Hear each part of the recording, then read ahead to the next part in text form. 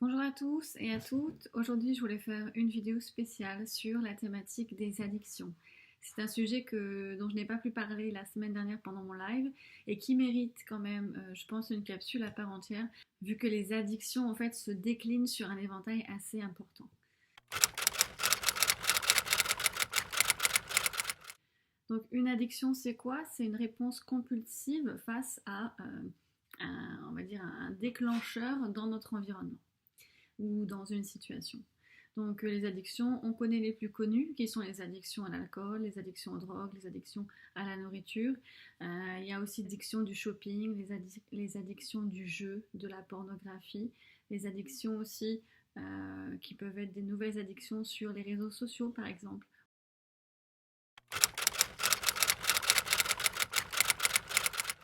Donc pour expliquer un petit peu comment ça se passe dans notre tête, dans notre cerveau, on a une cinquantaine à peu près de neurotransmetteurs qui sont un petit peu le langage de notre cerveau pour exprimer des choses.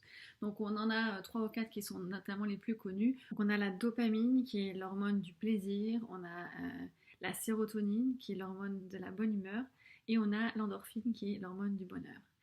On a aussi le cortisol, lui, qui est l'hormone du stress. Donc par exemple, quand on va être confronté à une situation et on va avoir une réponse qui va inclure du stress, c'est l'hormone du cortisol qui va en fait inonder notre corps entier pour nous faire ressentir ce stress. Ou à l'inverse, quand on fait quelque chose d'excitant qui nous procure une sensation de bien-être, c'est de la dopamine et de l'adrénaline qui vont arriver, et aussi la sérotonine quand il y a un contact physique ou quand il y a un sentiment de bien-être avec les gens autour de nous.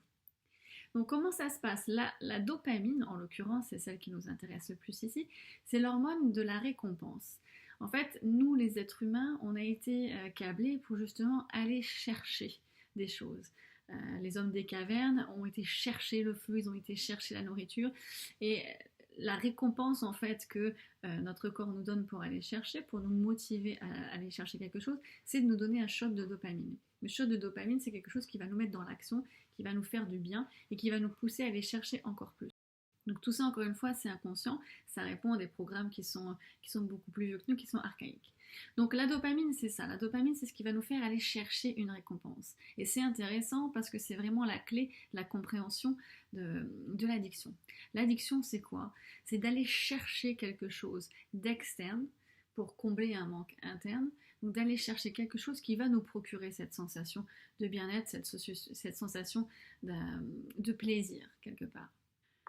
Donc une addiction, c'est ça, c'est une réponse quelque part, c'est une recherche. On va rechercher quelque chose que l'on n'a pas à l'intérieur. Donc l'erreur la plus commune, c'est de pouvoir se dire en fait, ok, si admettons l'addiction c'est la drogue, j'arrête de fumer ou j'arrête si c'est la cocaïne ou quoi que ce soit, je peux m'en sortir tout seul, je vais réduire les doses et je vais arrêter. Si on fait ça, on se focalise en fait sur le résultat. On ne se focalise pas sur la source du problème, mais sur les conséquences du problème. Si la source, c'est quelque chose à l'intérieur de nous, et je reviendrai plus en détail sur le côté plus du coup psychologique, là j'explique le côté physiologique, là quelque part on a un programme à l'intérieur de nous qui va nous faire aller chercher cette récompense. C'est-à-dire que le programme que l'on a à l'intérieur de nous aujourd'hui, quand on a une addiction, c'est un programme qui va nous faire nous sentir mal. Il va supprimer du coup la sérotonine ou l'adrénaline et la dopamine, ce qui fait qu'on va être dans un état assez désagréable, et pour sortir de cet état, on va aller rechercher quelque chose qui va nous procurer un bien-être. Et donc on va chercher ce shot de dopamine que l'on va avoir, cette récompense, en allant justement succomber à cette addiction. Donc ça, c'est pour le côté physiologique, c'est-à-dire que quand on va chercher quelque chose, quand on va aller prendre ce verre ou quand on va aller acheter quelque chose, si on a une addiction pour le shopping, on va ressentir ce shot de dopamine de bien-être quand on succombe justement à la tentation de l'addiction. Et c'est ce neurotransmetteur qui va justement aller dans notre corps, dans chacune de nos cellules pour nous donner cette sensation de bien-être qui est procurée par la dopamine. Donc ça, c'est pour expliquer d'un ordre physique comment ça se passe. D'un ordre psychologique, pourquoi est-ce qu'on va avoir tendance à succomber, pourquoi on va avoir tendance à avoir une addiction en particulier, ou plusieurs, ou on peut voir au long de la vie d'ailleurs que les addictions peuvent changer. Quelque part, l'addiction, c'est aller chercher à l'extérieur quelque chose qui nous manque à l'intérieur. Et quand on regarde, on revient sur les croyances limitantes, on revient sur nos programmes internes que l'on a construits depuis notre enfance. On a construit en fait une image du monde, une vision du monde et une vision de nous tout au long de notre enfance. Cette vision de nous, si je prends un exemple par exemple, et c'est pour vous faire comprendre en fait le lien avec l'addiction. En gros, la majorité des cas, enfin tous les cas de personnes souffrant d'une addiction vont combler quelque chose qu'elles n'ont pas à l'intérieur. Et quelque chose en fait peut se résumer en gros à 3 grosses parties. La première, c'est je ne suis pas assez bien, assez belle, assez intelligente, etc. Je ne suis pas assez. Donc là, on est sur la réduction, l'image, la vision de notre identité. Je ne me connecte pas avec les gens, je n'arrive pas à connecter avec les gens. Des problèmes relationnels, on se sent trop différent, on n'arrive pas à connecter. Et l'humain a été fait pour connecter avec les gens. Donc cette incapacité de connecter ou d'appartenir à un groupe, à une tribu, c'est quelque chose qui met en fait la survie de l'homme en danger. Donc c'est ça qui va générer aussi un gros mal-être inconscient. Et aussi, ce que je veux n'est pas disponible pour moi. Je voudrais rencontrer l'amour, mais l'amour, ça n'est pas pour moi. Je voudrais être aimée, mais je me rends compte que je ne le suis pas, etc. Donc en gros, nos programmes de 0 à 6 à 7 ans ont construit une image de nous, une image du monde. De cette image, on a grandi. Encore une fois, cette image est absolument inconsciente. Nous n'en avons pas conscience. C'est dans notre boîte noire à l'intérieur ici. On a grandi avec cette image et dans notre vie, à chaque fois qu'on va être confronté à une situation lambda qui va nous remettre un petit peu dans le même état émotionnel que celui qu'on a été quand on était enfant et qui a créé cette croyance, le chemin va se rallumer. Par exemple, si il s'est passé plusieurs éléments de 0 à 6 ans qui ont me donné l'impression que je n'étais pas, admettons, que je n'étais pas bonne à l'école, que je n'avais pas des bons résultats, que je n'étais pas reconnue à la hauteur de ce que je voulais. J'ai grandi avec cette idée-là. C'était une perception, une constatation. Je ne suis pas bonne à l'école, tout le monde me dit que je ne suis pas bonne, que je n'y arriverai pas, etc. Cette croyance, elle est là, elle est ancrée, elle est invisible, elle est inconsciente, elle fait partie de nous, mais on n'en a pas conscience. Et quand on va grandir, quand cette personne va grandir, à chaque fois qu'elle va se retrouver confrontée à une situation où elle va devoir être jugée, où elle va devoir faire ses preuves, il va y avoir cette petite programmation, ce programme qui va se rallumer en une nanoseconde et qui va lui dire « Attends, je te rappelle que tu n'es pas bonne, que tu n'y arriveras pas, que tu es nulle quand il s'agit de passer des examens. » Et aussitôt, le programme s'est rallumé. Et à chaque fois qu'il va se renclencher, encore une fois, c'est la répétition qui fait qu'un programme dans notre tête prend de plus en plus de place. À chaque fois que cela arrive, en fait, le programme se remet en route. Et si forcément on l'écoute, et on l'écoute parce qu'en général on ne se rend pas compte, en fait on ne peut pas ne pas l'écouter, alors on renforce cette croyance. Cette croyance qui au bout d'un moment devient quelque part un automatisme. Et donc la personne, quand elle va devenir adulte ou jeune adulte, elle va grandir avec pour elle la certitude qu'elle n'est pas bonne pour les études, qu'elle n'arrivera jamais à décrocher un examen ou le travail de ses rêves. Donc elle arrive sur le travail de mes rêves, où réussir n'est pas accessible, n'est pas quelque chose d'accessible. Et pour aller pallier justement à cette douleur, à cette tristesse de ne pas pouvoir en fait s'épanouir ou de ne pas pouvoir réussir à faire cette chose-là, alors on va aller chercher justement le réconfort dans un shot de dopamine, dans quelque chose d'externe pour aller combler ce manque que l'on a à l'intérieur. Quelqu'un qui boit par exemple peut en fait avoir à l'intérieur la croyance de je ne suis pas assez bien, je ne suis pas assez aimable au sens je ne suis pas digne d'être aimée. Peut-être parce que tout au long de sa vie, elle s'est rendue compte, elle a eu la perception qu'elle n'était pas assez digne d'être aimée, etc. Et à chaque fois dans sa vie où justement elle a eu le choix de se poser la question, de se dire est-ce que je suis assez aimée ou pas, son programme interne lui a rappelé qu'elle ne l'était pas. Au bout d'un moment, cette souffrance de ne pas se sentir assez aimée, elle doit s'extérioriser, elle doit être compensée par quelque chose. Pour compenser cette souffrance, on va se pencher sur une addiction. Donc c'est pour ça que quelque part, quand les gens qui sont soumis à des addictions se disent que c'est plus fort qu'eux, et c'est exactement c'est plus fort qu'eux. Parce que quelque part, ça n'est pas quelque chose qu'ils contrôlent, c'est quelque chose de purement inconscient, c'est une réponse à un programme interne. Ce programme interne, en fait, il est inconscient, on ne le connaît pas, et notre corps, lui, il va créer, générer une réponse. On va avoir besoin de combler quelque chose. Alors on va le combler de différentes façons, selon la personnalité, l'environnement, l'histoire de la personne. Elle va le combler avec du shopping, elle va le combler avec de la nourriture, de l'alcool, etc. Selon l'âge, effectivement. Donc là, encore une fois, la première chose à savoir quand on veut aider quelqu'un, ou si vous souffrez vous-même d'une addiction, c'est petit 1 de ne pas vous culpabiliser. La culpabilité, c'est un cercle vicieux qui ne fait que ralentir et on va dire empirer la situation. Plus vous allez vous sentir coupable de faire ça, plus vous allez vous sentir mal, plus vous allez avoir besoin de compenser. Donc là, on est dans un cercle absolument vicieux. Quand vous avez quelqu'un en fait qui souffre d'une addiction autour de vous, la meilleure chose que vous puissiez faire, c'est justement l'aider à prendre conscience que voilà, il n'est pas tout seul et il a besoin aussi d'être aidé. L'erreur souvent que font les gens qui souffrent d'une addiction, c'est de se dire mais je peux y arriver tout seul. J'ai la motivation, j'ai la volonté. Alors effectivement, avoir la volonté et la motivation, c'est nécessaire, mais ça n'est malheureusement pas suffisant, puisque ce programme interne est inconscient. Et 95% de notre journée est géré par notre inconscient. C'est-à-dire que si on est 5 ou 10 ou même admettons 15% du temps de notre journée conscient, actif, focalisé uniquement sur voilà, je suis motivé, je ne vais pas manger, je ne vais pas si la personne est boulimique ou si c'est du shopping, je ne vais pas aller acheter, je ne vais pas aller acheter. Mais au moment où son attention va être sur autre chose, et bien là c'est le pilote automatique qui reprend le dessus et qui va lui rappeler ce message-là. C'est pour ça que la volonté, elle a ses limites. Elle est bien, elle est nécessaire, mais elle n'est pas suffisante. C'est un peu comme si, pour prendre une image, vous étiez devant chez vous, vous vouliez rentrer, la porte est fermée, vous vous battiez en fait avec votre double, mais c'est votre double qui a les clés. Donc vous pouvez vous battre, vous pouvez avoir l'intention de rentrer, c'est lui qui a les clés, c'est lui qui dirige. Donc c'est lui qui ouvrira ou pas la porte. Donc c'est la même chose. En fait, se battre contre une addiction, c'est se battre contre une partie de soi-même que l'on ne connaît pas. On ne sait pas pourquoi on a ce besoin. En général, on peut avoir des idées, on peut dire oui, ben je sais, je suis pas bien, ou je traverse une mauvaise passe, etc. Les gens peuvent se dire c'est ça. En fait, généralement, ça n'est pas ça la cause. La mauvaise passe, c'est un élément déclencheur qui va aller raviver quelque chose de beaucoup plus profond, beaucoup plus vieux, qui est là, latent, qui est un manque qui attend d'être comblé. Et qui va sauter sur chaque occasion de la vie pour venir en fait provoquer, se rappeler, revivre et chercher justement une compensation extérieure.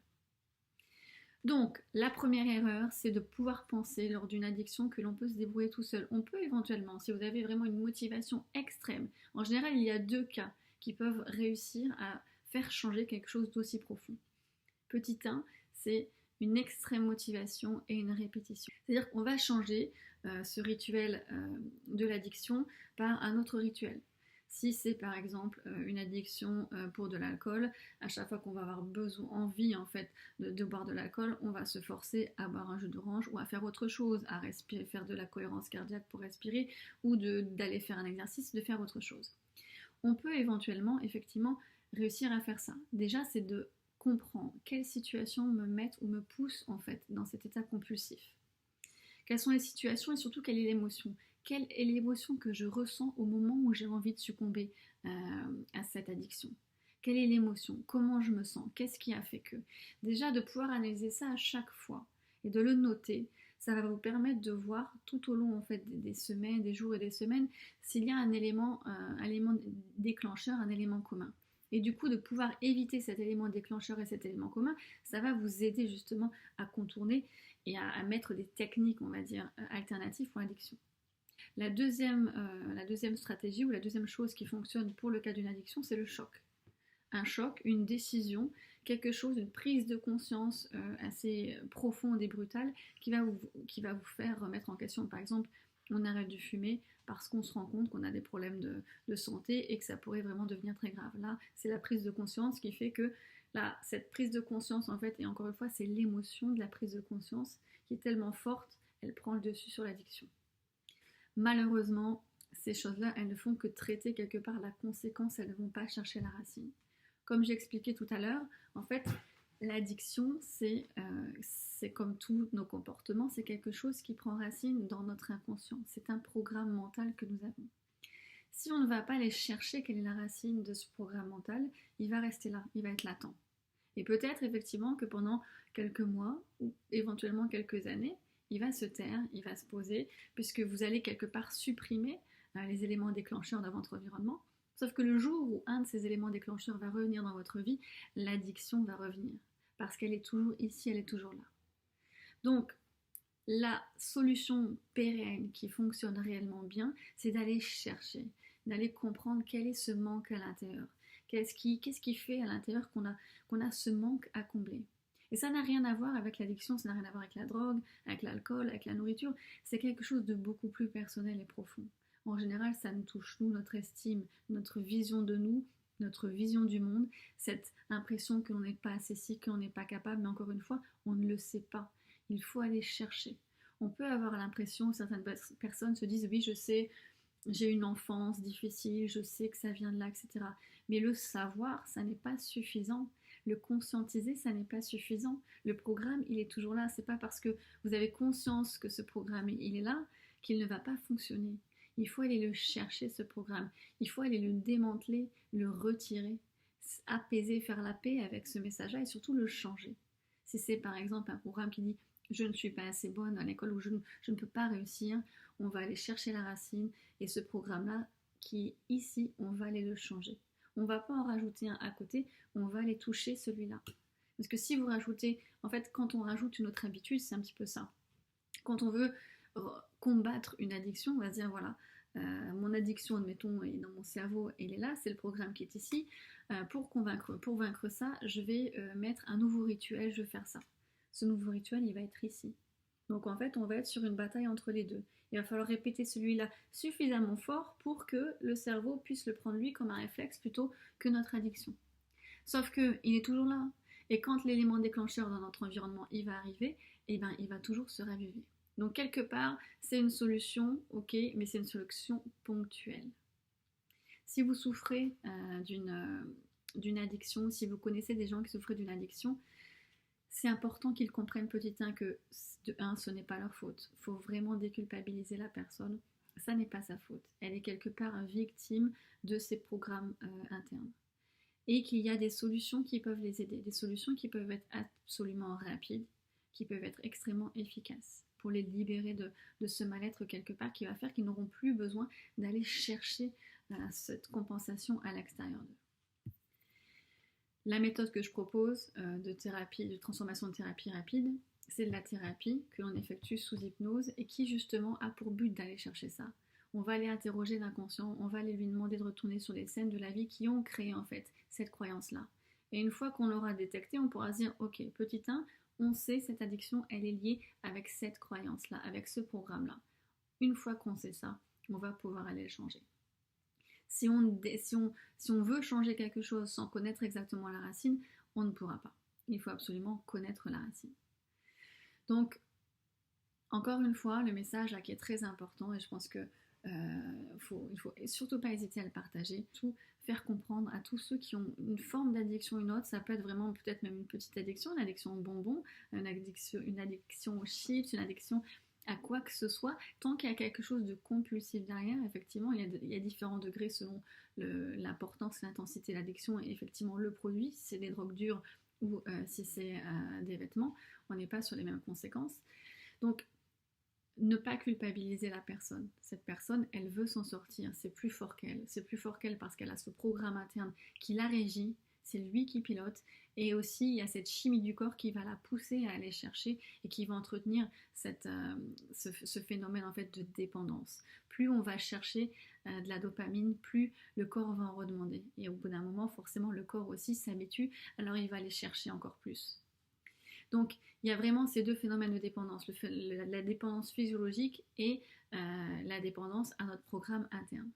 Donc, il est extrêmement important d'encourager les personnes, de surtout garder un lien social avec elles, ne pas couper le lien social, de rester connecté avec elles. Ça peut être encore pire, justement, de les déconnecter, puisqu'encore une fois, je vous l'ai dit, le sentiment de connexion, d'appartenance est extrêmement important à tout individu, même si on n'en a pas forcément conscience. Si on est coupé du monde, on met en quelque part notre vie en danger. Et notre corps, du coup, va s'en ressortir avec du stress, de l'hormone du cortisol, l'hormone du stress, qui va justement générer un stress permanent. Et sous stress, qu'est-ce qu'on fait? On a aussi besoin de réconfort, donc encore une fois, le cercle vicieux pour aller chercher cette dopamine et cette adrénaline. Donc encourager les gens à aller justement se faire accompagner pour pouvoir aller déceler quelle est la chose au fond, quelle est la croyance, quel est le programme au fond qui fait que cette personne est plus sensible ou pas à une addiction. Ça n'est pas parce que vous avez eu une difficulté ponctuelle que vous avez eu cette addiction. On va dire quelque part, c'est que cette difficulté ponctuelle, ça a été un déclencheur qui a ravivé quelque chose de profond qui se traduit par une addiction. L'addiction, c'est la réponse à votre programme interne face à une situation précise. Donc c'est important de comprendre ça. Et une fois qu'on comprend ça, on a toutes les chances et toutes les clés pour pouvoir sortir de son addiction relativement vite et facilement. Si vous avez des questions particulières ou si vous êtes intéressé justement pour tester cette méthode, si vous avez vous-même une addiction, n'hésitez pas à me contacter par un message ou alors sur mon site internet directement pour réserver un créneau avec un premier entretien gratuit. Voilà.